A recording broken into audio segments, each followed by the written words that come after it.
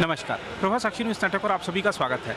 BJP ने आज अपने प्रदेश मुख्यालय पर पार्टी के चुनाव कार्यालय का उद्घाटन किया। केंद्रीय मंत्री हरदीप सिंह पुरी इस अवसर पर मौजूद थे और उद्घाटन से पहले हवन पूजन भी किया गया, जिसमें दिल्ली प्रदेश के जो 7 लोकसभा सीटों के पार्टी के उम्मीदवार हैं वो भी मौजूद थे। पार्टी के तमाम वरिष्ठ नेता मौजूद थे।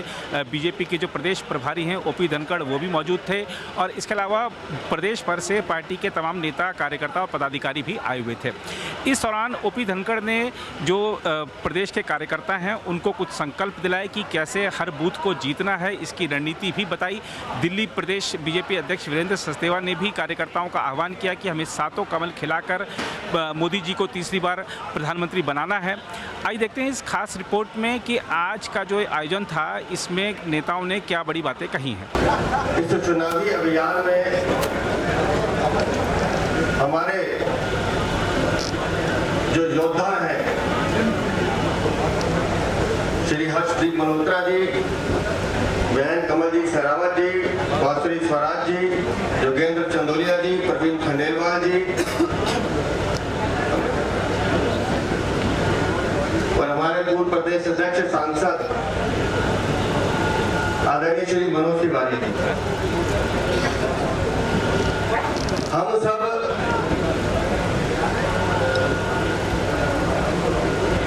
चुनाव में जा चुके हैं और हमारे 7 प्रत्याशी लगभग एक दौरा अपना पूरा कर भी चुके हैं। तो पूरा देश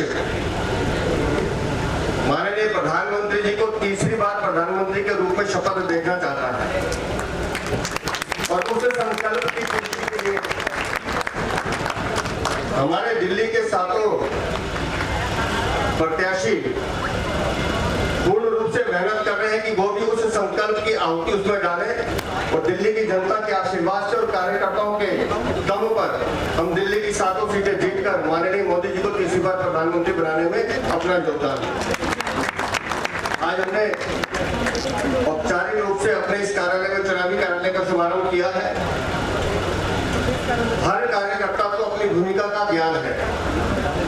हर कार्यकर्ता को पता है कि उसको बूथ पर क्या काम करना है। लोकसभा चुनाव प्रभारी हैं जिनके मार्गदर्शन में हरियाणा में भी सरकार बनी है और दिल्ली की 7 सीटें जीतने के बाद हम दिल्ली बीजेपी और प्रस्थान कर ही रहे हैं।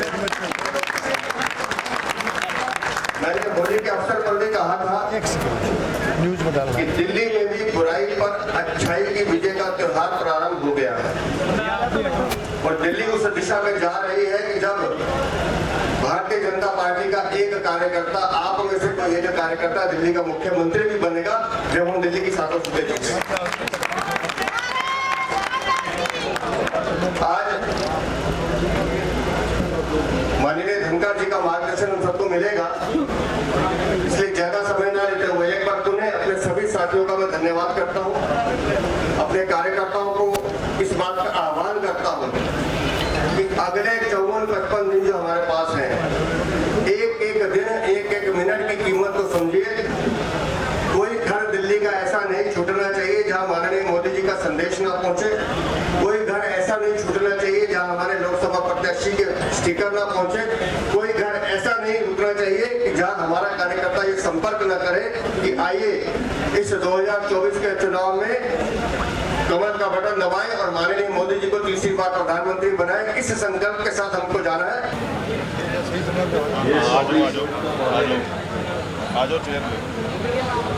ये मंत्री की माला के मोती हैं, नजरों से गुजरते जाते हैं।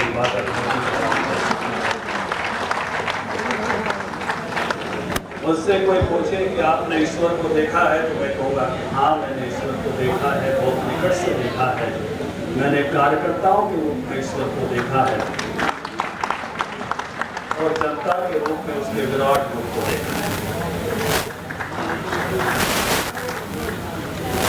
आज इस मौके पर जब हमने आगामी चुनाव के लिए विजयी हवन यहाँ संपन्न किया, आप सबकी आहुति के साथ हमारे मध्य उपस्थित यहाँ के अध्यक्ष वीरेंद्र सचदेवा जी, बहुत ही वरिष्ठ नेता हर्षवर्धन जी, मेरे साथ टीम में श्रीमती अलका चौधरी जी जो हमारी सह प्रभारी राष्ट्रीय सचिव की हैं, मनिंदर सिंह जी सिरसा राष्ट्रीय सचिव को नाती इकट्ठे हो,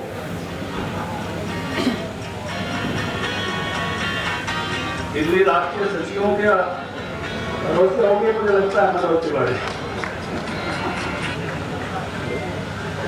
तिवारी जी, हर्ष मल्होत्रा जी, कांसरी जी, प्रवीण खंडेलवाल जी, रामवीर दिलोड़ी जी, कमलजीत जी शेरावत, गजेंद्र चंद्रकिया, रमेश दिलोड़ी जी, जिनका नाम अजय महावत जी, गजेंद्र यादव जी, योग्यता सिंह यादव, जिनका नाम लिख के दिया उनका वंदन, और जिनका नहीं लिख के दिया उनका भी जोरदार अभिनंदन।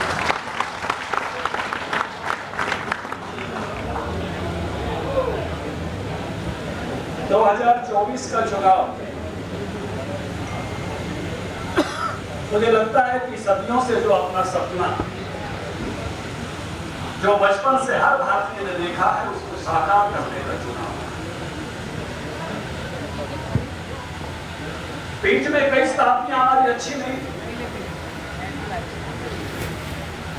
बहुत बुरे दिन थे। कोई सिरफरा अंग्रेज अफसर कहे और इसी देश में अप्रैल के महीने में हजारों लोगों को गोली से उड़ा दिया जाए, जलियांवाला बाग, भगत सिंह, राजगुरु, सुखदेव जैसे लोगों को फांसी का फंदा चूमना पड़े, चंद्रशेखर आजाद जैसे वीर को खुद पर गोली चलानी पड़े, राजेंद्र तिवारी, नौसरलाल ठोकर, रामप्रसाद बिस्मिल, अशफाक उल्लाह खान जवानी में फांसी का फंदा चूमे, विनायक दामोदर सावरकर जैसे वीर वर्षों में काला पानी की कोठरी में रहे। गुरु नानक की जगह पाकिस्तान में चली जाए, भगत सिंह का गांव पाकिस्तान में चला जाए,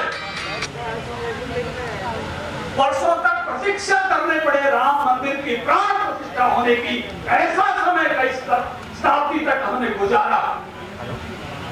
बीच बीच में एक एक अच्छी बात आई तो हमने उसको वर्षों तक शताब्दी से भी लंबे समय तक याद रखा। विवेकानंद जी का भाषण 131 साल पहले हुआ, लेकिन हर भारतीय करोड़ों के साथ सितारों के भाषण को याद रखते हैं। 1942 में सुभाष चंद्र बोस हिटलर से मिले, हमारे देहात के लोगों ने तो राजनीति बना दी, घड़ी ना गुजरी पल ना गुजरे उतरे झाड़ निकलते दर्शन लाके फूल बोस पे हाथ मिला हटते हिटलर से, उस घटना को याद रखे हुए हैं हमारे सबके हृदय में, सबके मानस में। लेकिन अब 2024 के बाद जो वक्त आ रहा है, मैंने कहा जो शताब्दियों से अपना स्वप्न है विश्व गुरु भारत का, सोने की चिड़िया भारत का साकार करने का वक्त 2024 का।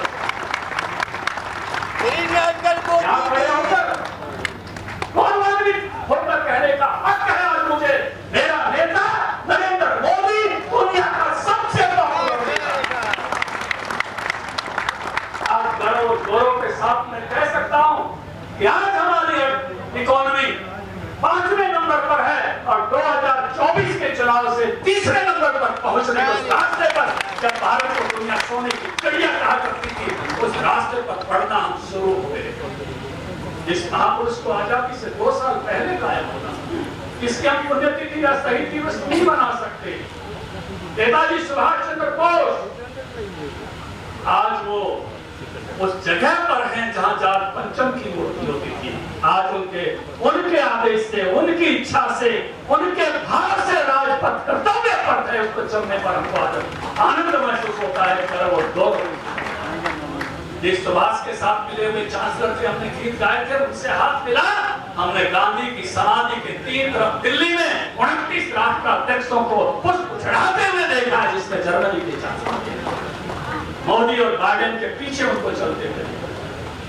ये बदलता हुआ भारत, ये बदलती हुई भारत की तस्वीर और तकदीर, ये गौरवान्वित भारत, ये शक्तिशाली भारत, वर्षों से जिन घड़ियों की प्रतीक्षा कर रहा था, एक शख्स भारत में ऐसा नेता हमको मिला है, जिस इसके लिए एक मुहावरा बन गया है, मोदी है, मोदी है। इतने ही वर्षों तक हमने कहा था आर्टिकल 370 खत्म करेंगे। मुझे याद है वो समय जब दिल्ली में विश्वनाथ प्रताप सिंह को विश्व विद्यार्थी परिषद के कार्यकर्ता के नाते 1990 में 10,000 छात्र छात्राओं के साथ आंदोलन करके जब हमको जाने नहीं दिया था, कई दिन तक जम्मू की जेल में रखने के बाद जब विश्वनाथ प्रताप सिंह के घर आए थे, झंडा पकड़ाया था, वो फोटो और फिर जो यहाँ सांसद बैठे हैं अभी के, उनके बटन दबने से 370 घुटने के फोटो गर्व से।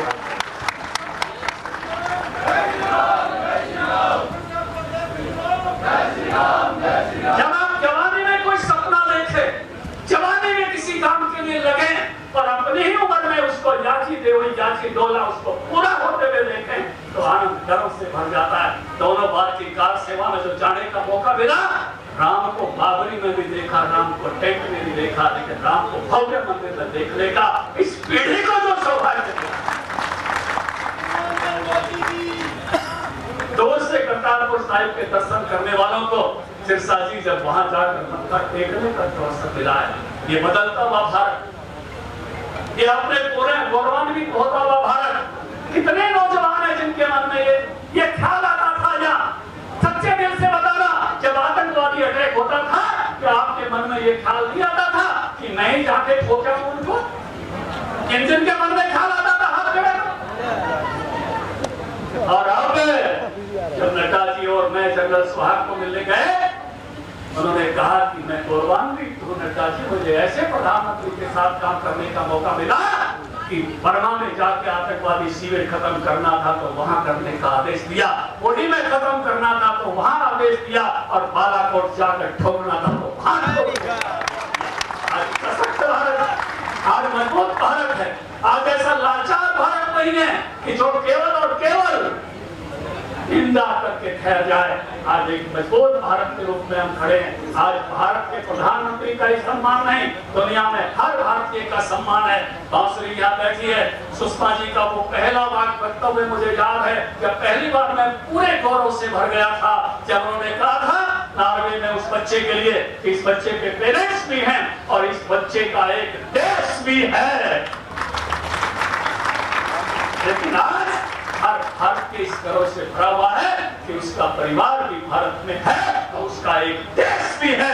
मेरे भारत की तो दुनिया में किसी भी कोने में अगर इतनी सी भी सुई भी चुभती है तो सबसे पहले भारत की सरकार पहुंचकर उसकी सुरक्षा करती है, रक्षा करती है और भारत में उसको आदर के साथ लेकर आती है। कितने ऑपरेशन की चर्चा में ऐसा बदलाव था हम देख रहे हैं, लेकिन इस बदलते हुए भारत को जो हमारे ऋषि मुनियों के समय में था, जो यहाँ मुगलों के आक्रमण से पहले जो हमारी इकोनॉमी दुनिया में एक नंबर पर रहती थी, उसी एक नंबर पहुंचने के सपने को अगर साकार करना है तो उसका पाएगा मिशन 2024 और अब की बार अब दिल्ली में 707। ये जो लक्ष्य है, इस लक्ष्य के माध्यम से हम वहां तक पहुंच सकते हैं।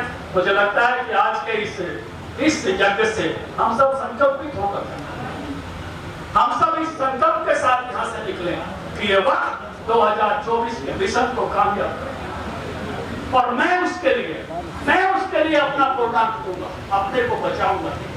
क्योंकि जब कोई पूर्णांक देता है तो सामने वाले भी पूर्णांक देते हैं, और जब पूर्णांक से आप काम करते हो, 10 में से 10 अपना देते हो, तो सामने वाला भी आपका कहना मानने लगता है, दौड़ने लगता है, उसको लगता है कि अपना पूर्णांक। मैं एक निवेदन आपसे करना चाहता हूं, जब किसी को भी कोई अच्छा काम करना होता है तो वो अवतार लेता है। भगवान को भी जब अच्छा काम करना होता है तो भगवान अवतार लेते हैं, और अवतार का मतलब होता है स्टैंडर्ड डाउन करना। अवतार की अंग्रेजी यही, यहाँ बड़े बड़े अंग्रेजी के जानकार बैठे होंगे, मैं तो हरियाणा का हूं, हम तो इसमें थोड़े हो सकते हैं।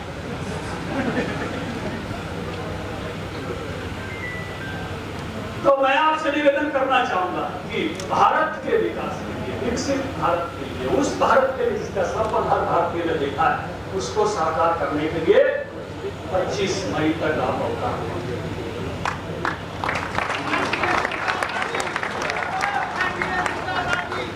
अवतार के दो ही लक्ष्य, स्टैंडर्ड डाउन करना और लक्ष्य स्पष्ट है, साथ ही साथ साथ सीखे।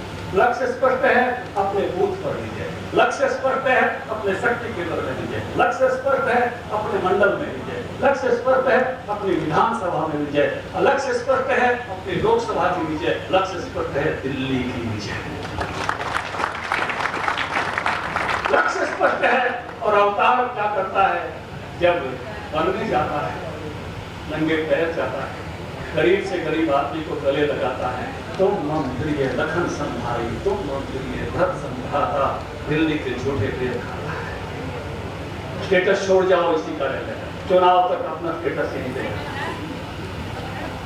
बिल्कुल विनम्र भाव से, उसी भाव से जिससे अवतार चलता है, और ये 25 मई तक का अवतार लेकर और इस लक्ष्य को सफल करने में जुट जाए।